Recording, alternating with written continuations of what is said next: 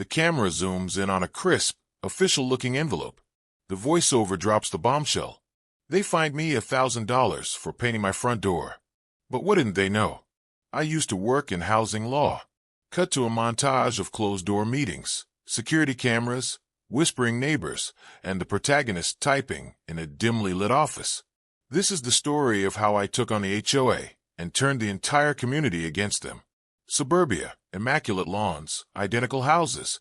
The protagonist, Alex, a 30-year-old, sharp, composed man, moves into a freshly painted corner house in the gated community of Silver Pines.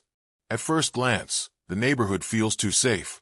Alex, an independent consultant, notices the air of quiet conformity. No Halloween decorations, no loud music, no kids outside. When she painted her door slate blue, a modern but not garish color, some neighbors smiled politely. Others watched too long. One even took a photo. A week later, a folded violation notice appeared on her doorstep. Improper exterior alteration, $1,000 fine. Must be repainted to HOA-approved beige 3C. She attends the next HOA meeting. It's held in the clubhouse under fluorescent lights. The room is cold, and at the front sits Janet Grayson, late 50s, the HOA president with a tight smile and clipboard. Their first interaction is too polite. You'll find our rules protect property values. Sure, but who decides what's valuable? The power dynamic is subtle but sharp. Janet's tone is condescending. Alex senses the HOA isn't just about keeping order, it's about control. A neighbor coughs nervously. The air is thick with unspoken tension. Alex repaints the door temporarily while she researches. But new complaints trickle that her grass is too wild. Her garbage bins are visible. Each violation costs her. At the next meeting, Janet reads her name aloud twice. Miss Taylor is again in violation. Alex responds calmly, asking for clarification, citing inconsistencies. Janet grows irritated.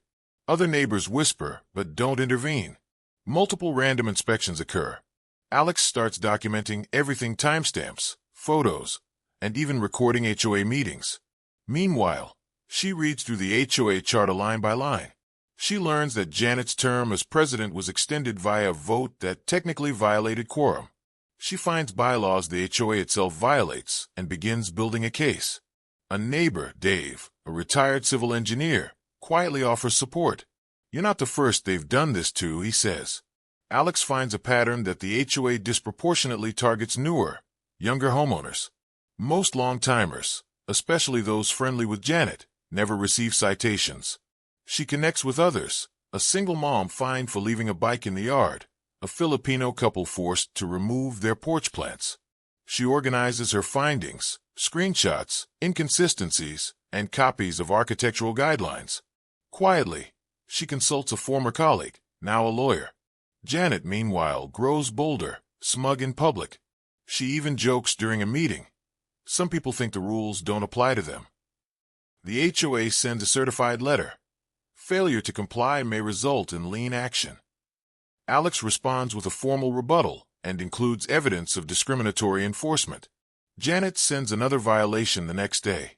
Alex doesn't react. She's waiting. She watches and waits. And documents. Some neighbors start speaking out. Dave posts in the community forum, sharing his story. A younger couple emails the HOA, CCing others. Janet dismisses them as troublemakers. A shouting match breaks out during the next meeting. Some residents just want peace. Others want accountability. Sides are forming. Whispers turn into conversations. Anonymous flyers appear. Do the rules apply to everyone? Or just the new folks? Janet announces a proposed amendment to a special assessment fee on all residents to fund community beautification. The fee would disproportionately affect younger and less wealthy residents. It's her power move. Alex shows up to the vote, documents in hand, but doesn't speak. She lets Janet win. And while the room applauds, Alex sends an email to every resident with her entire dossier attached. The next HOA meeting is packed. Tension is electric. Neighbors demand answers. Alex finally stands and speaks. Calm, clear, undeniable. She presents inconsistencies and citations. Proof of rule violations by board members. Emails revealing Janet's manipulation. Janet interrupts. Alex plays a recording Joff, net laughing about, showing the new girl her place. Alex reveals her full background, former housing rights legal researcher. She's filed a complaint with the state, and she's been consulting with a lawyer representing a group of neighbors. The community gasps. Janet's face tightens. Alex lays out what happens next. The state review. Possible reversal of fines. Potential board re-election. Neighbors erupt in applause. Janet is speechless. The board calls an emergency session. Janet resigns for personal reasons. The assessment is paused. Fines are refunded. A new vote is scheduled. Alex doesn't run for the board, but 3 of her allies do and win. The HOA charter is rewritten with resident input. New transparency measures are added. Complaints now require photographic evidence and third-party review. Janet's clique quietly retreats. The new board investigates old fines and forgives most of them. Alex repaints her front door to slate blue. Neighbors walk by and nod. Some even smile. She's built quiet friendships. She's respected. Alex feels seen, not just obeyed. She reflects in voiceover. I didn't move here to fight. But sometimes, when power hides behind rules, someone has to paint a target on their door. Other communities hear of Silver Pines. Local news does a segment. Residents from neighboring HOAs reach out for advice. Alex shares templates, speaks on panels, and helps others fight quiet tyrannies. She hasn't changed the world, but she's sparked something real. Final shot of a blue door. Morning sun glinting off it, peaceful and proud. Would you like this adapted into a full script with dialogue and cinematic scene transitions? The door was beige again. At least, it looked beige. Alex had run to the store, found the exact match code, repainted it with a grin on her face, and added 3% more blue into the mix. Almost imperceptible. Almost. But that didn't matter, because 3 days later, another violation showed up in her mailbox. Trash bins left out past regulation pickup time. $75 fine. There was a photo, time-stamped, taken at 7:04 a.m. Garbage pickup was scheduled between 6 and 8, technically within bounds. Alex marched to the community office. The assistant, a nervous 20-something named Jody, flipped through a binder awkwardly. There it was again. That name. Janet Grayson. Later that evening, Alex watched as a neighbor across the street left his bins out until lunch. No citation. No photos. This wasn't about rules. It was about her. At the next HOA meeting, Janet stood at the front like a smug monarch. Alex asked calmly, "Is there a published list of what constitutes a violation?" Janet smiled, her tone frosty. "We trust residents to use common sense." There were chuckles, polite ones, but the silence that followed was louder. Alex looked around. No one spoke. A few looked down. One woman, mid-50s, cardigan, soft eyes, gave her a sympathetic smile, then turned away. The message was clear. We see what's happening, but no one wants to get involved. Over the next month, the pressure cranked up. Subtle, consistent, and calculated. Violation for a plant being too tall. Violation for a doormat that wasn't neutral-toned. Violation for a guest parking overnight despite visitor tags being visible. And every one of them was accompanied by Janet's cold, signed signature at the bottom. Alex bought cameras. She documented everything. Doorbell footage, timestamps, receipts, and before and after shots. She built a folder on her laptop labeled HOA BS. Neighbors noticed the new fines. They whispered, but no one said a word. Then one night, she heard it. Her security camera pinged her phone at 2:14 a.m. Someone was walking up to her house. A figure. No vehicle. No flashlight. Just a clipboard and a phone camera. She zoomed in. Janet, in pajamas and a fleece, taking pictures of her lawn. At 2 in the morning. That was the line. Alex printed the photo.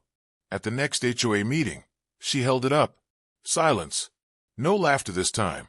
After the meeting, a man approached her quietly in the parking lot. "I've lived here for 18 years. You're not the first one she's tried to freeze out." He handed her a folder. "This is what happened to my wife and me in 2017. Might help. Inside citations, letters, even a printed record of complaints that were later reversed. Alex felt the burn in her chest. She wasn't alone. Late nights became her norm. She built a spreadsheet. Names, addresses, dates of violation, reasons. A pattern emerged for a specific demographic. People like her. She began quietly knocking on doors. At first, people hesitated.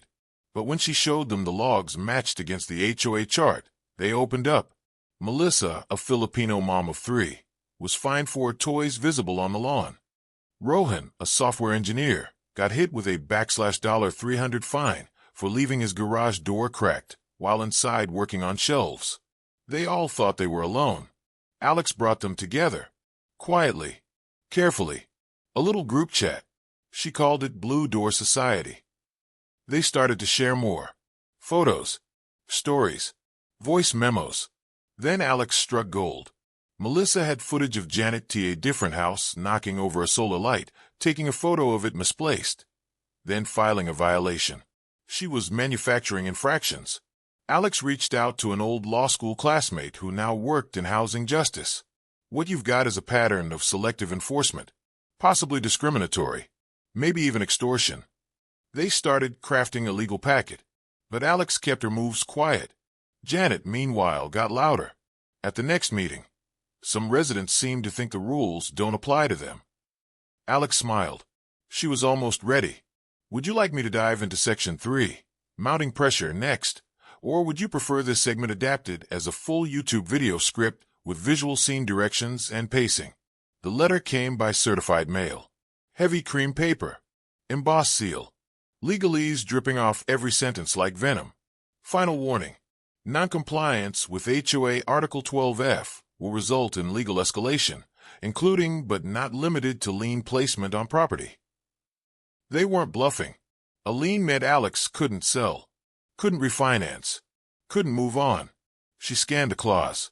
Article 12F. Persistent and habitual disregard for community standards. A catch-all. A black box. A weapon. She laughed bitterly. Persistent and habitual.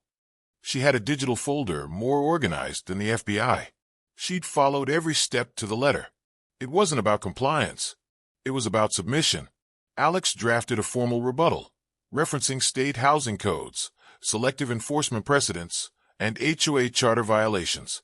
She sent it by registered mail, copied the county housing office, and even dropped one in Janet's mailbox, sealed and time-stamped.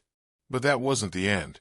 Next week, she got a fine for external surveillance devices not approved. He has security cameras. Never mind that 2 other homes had a Ring doorbell visible from the street. Alex walked by those houses, took pictures, filed her report, and then the kicker.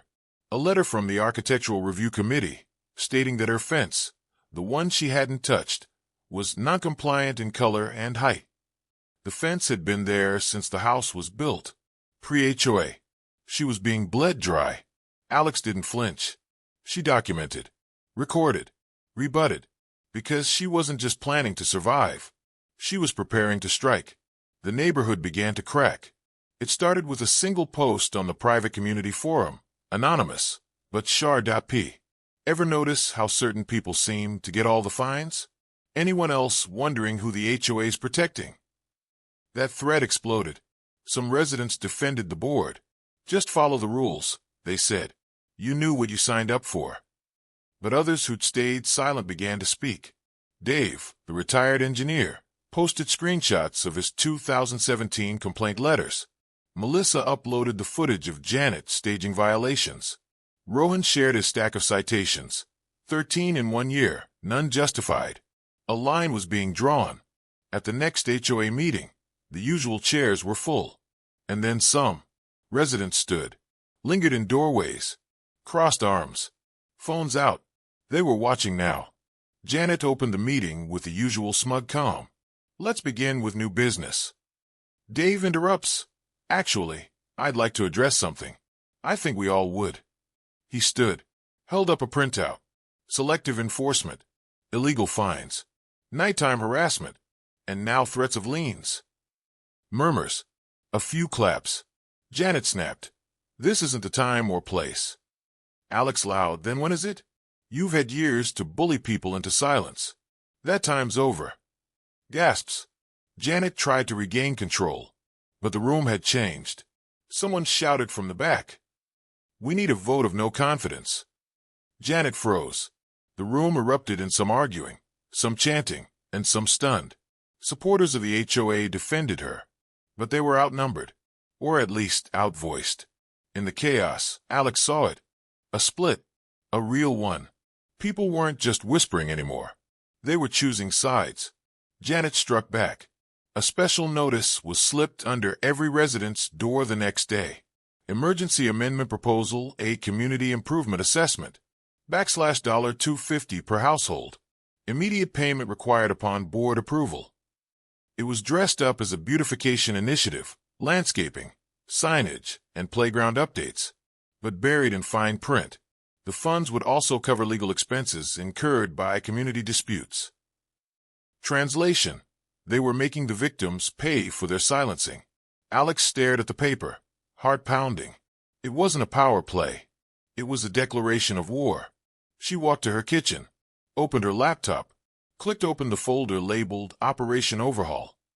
Months of research, testimonies, screenshots, video footage, and at the top, a full legal memorandum prepared by her contact at the Housing Advocacy Center. She wrote a cover letter to every single household, printed it, stamped it, hand-delivered each one. Inside, a summary of violations, evidence of falsified citations, a copy of the clause in the HOA charter allowing for board removal with the 60% vote, and a single question in bold. Are you ready to take your neighborhood back? The next HOA meeting was scheduled for Thursday. By Tuesday, 48 houses had signed the petition. By Wednesday, it was 67. Thursday night, the room was standing room only. Alex entered last, holding a box. Set it down in front. Janet's eyes narrowed. The crowd was restless. People were tense. Janet began. Tonight's vote will determine. Alex interrupts. No. Tonight's vote will determine if you're still president by the end of it. She lifted the lid of the box. Inside 89 signed petitions. Enough to trigger a recall vote. Gasps. Cheers. Some people cried. Janet's face fell. Not rage. Not defiance. Fear. She opened her mouth, but nothing came out. Alex stepped closer. You came after me because of a blue door. And now, you've painted yourself into a corner. Fade to black. The community center was packed like a courtroom. Folding chairs pushed to their limits. The hallway is filled with standing residents. Phones recording. Whispers everywhere. At the front of the room, long plastic table, like something ripped from a garage sale, was dressed in faux professionalism. Behind it sat the HOA board, 7 members who'd never once imagined they'd be on trial. Not like this. Janet Grayson sat in the center, arms folded, smile rehearsed, but the corners of her mouth twitched tightly, controlled, threatened. To her left, Alex, calm, stoic, in a dark blazer over jeans, a single flash drive in her hand. Dave took the mic first. This isn't a vote. It's a reckoning. He nodded to Alex. She stood, her voice smooth, but with steel beneath it. For those recording well, this needs to be documented. She tapped a laptop connected to the projector. Slide 1 is an aerial shot of the neighborhood. Dots highlighted homes. Red for those fined excessively. Green for those untouched. Alex, I want to show you how power has been abused. And who's been targeted. Slide 2, a chart of violations. Over 5 years. 87% issued to newcomers.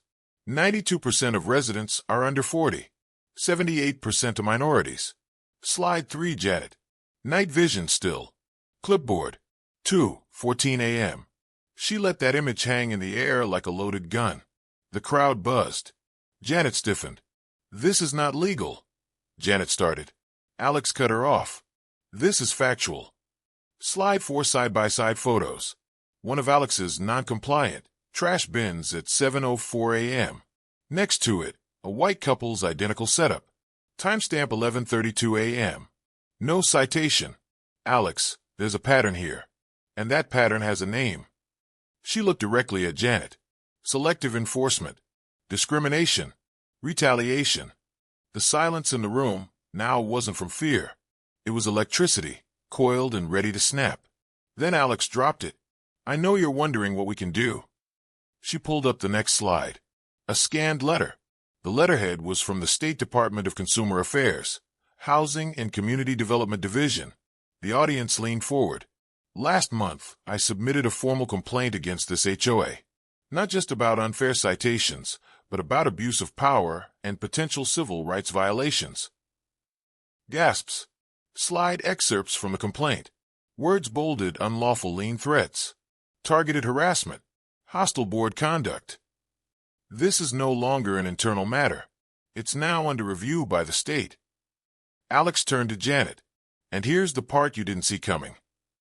She reached into her folder and pulled out a signed affidavit. It was from Jody, the HOA assistant. Alex read from it aloud.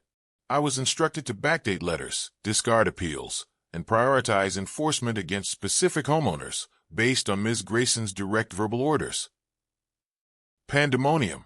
People stood, some shouting. Others were shocked and silent. One woman cried. Janet shouting, "That girl is lying. She's bitter. Alex, she's under oath. You're under fire." Then Alex played the recording. A grainy voice, Janet's voice, recorded at a past meeting, unaware of the phone in a resident's pocket. You give people an inch, they paint their damn doors purple. You've got to make an example. Someone in the audience muttered, "She said that about me." Another voice chimed in louder.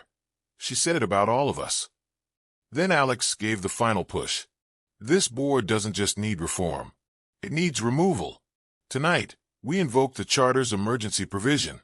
A 2/3 vote will trigger full board dissolution. Janet stood, trembling.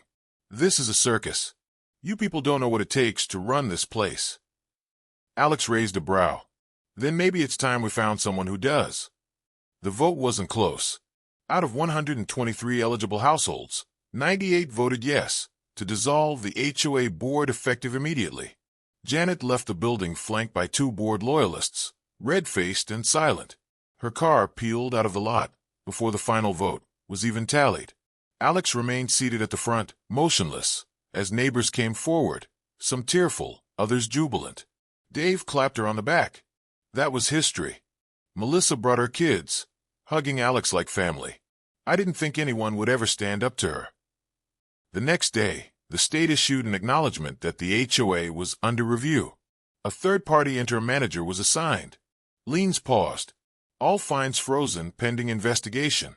Residents woke up to something they hadn't felt in years. Relief. But not everyone was thrilled. In a corner of the forum, a few voices still defended Janet. She kept the place orderly. One wrote, "Things will go downhill without her." Alex didn't engage, because she knew something they didn't. Order enforced through fear is not peace. That weekend, a town hall was held, open to all residents, led by a neutral state-appointed mediator. The room looked different now. People laughed, asked questions, suggested community barbecues.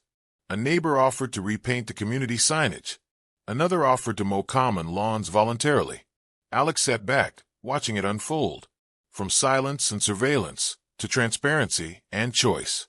The old board was out, not just voted off, but scrubbed from the HOA website like a virus removed from a system.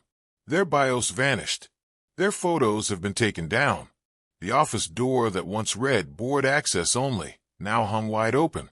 In their place, a temporary oversight committee led by a state mediator handled operations until a proper election could be held. Residents were encouraged to run. No resumes needed, just transparency, integrity, and a willingness to listen. Alex didn't run. She didn't need the power. She'd already wielded it and passed the test. Instead, she handed over binders of evidence, transcripts, policy reform drafts she'd written late, into too many nights. And then she walked away from the fire, but left behind enough matches to keep it from ever starting again. The most immediate impact? Fines were frozen. Liens were rescinded. Residents who'd overpaid? Refunds were issued. But perhaps the most surreal moment came when Janet herself, Janet Grayson, received an isolation notice from the new committee. Improper modification to her mailbox without approval. Irony is printed in black and white. She protested, of course. Claimed she was being targeted. The committee reviewed her appeal and denied it. No exceptions, they said. Just like you taught us. By the next week, she'd listed her home for sale. No goodbyes. No final words. She vanished like smoke from a burned-out match. The air felt different. Lighter. Charged with possibility. Silver Pines wasn't perfect now. But for the first time in years, it was finally theirs. Alex stood in front of her house. A paintbrush in one hand and a bucket in the other. Slate blue. The real one. Not the 3% toned down, HOA disguised shade she'd used before. The color that started everything. Neighbors passed by and smiled. Some waved. Some just gave that respectful nod that says, "I see you now." Even kids, once forbidden from biking on the sidewalks, zoomed past in the early evening. One skidded to a stop in front of her. "Your door's cool." Alex smiled. "Thanks. Want to help with the second coat?" He dropped his bike and ran over. That night, she hosted dinner for the first time in months. Dave brought wine. Melissa brought lumpia. Rohan brought music. It was the most un-HOA thing anyone had seen, and it was glorious. The conversations weren't just neighborly. They were human. Stories poured out small injustices they'd once swallowed, now aired out like old rugs. And with every word, something shifted. They weren't just talking about what happened. They were rewriting the rules of how they lived together. Alex, once the outsider, now stood at the center of a new rhythm. She wasn't anyone's leader. She didn't need to be. But she was proof that when someone stands up even for something as insignificant as a front door, they give everyone else permission to stop sitting down. And when do people take that invitation? That's when change stops being an idea and starts becoming home. The story of the blue door didn't stay in Silver Pines. It traveled. First, it hit the local paper. Neighborhood overthrows HOA after resident uncovers abuse. Then came the podcast interviews. Alex didn't chase them, but she didn't run from them either. She spoke with calm precision, never gloating, never preaching, just telling the truth and letting people draw their own lines. Soon, housing groups reached out. Reform activists, HOA reform attorneys, even two small cities considering state-level HOA legislation asked for her insight. She started giving workshops, low-key, no-fee Zoom sessions titled, "How to Fight Back Without Losing Your Mind." Attendance grew, then exploded, and in every call, one thing was always the same day. Someone would start by saying, "I didn't think I could do anything until I heard your story." Sometimes it was about a painted garage door, or a pride flag, or potted plants that violated harmony standards. Different details.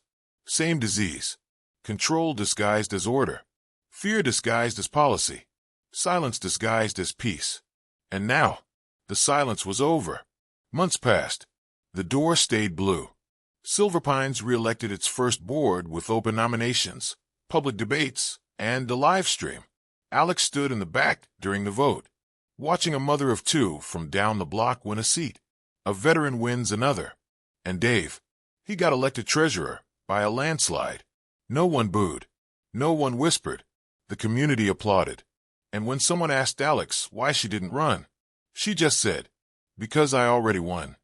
She looked at the blue door. Her door. The door that once cost her $1,000. Now, it stood for something priceless. And this time, no one dared to touch it.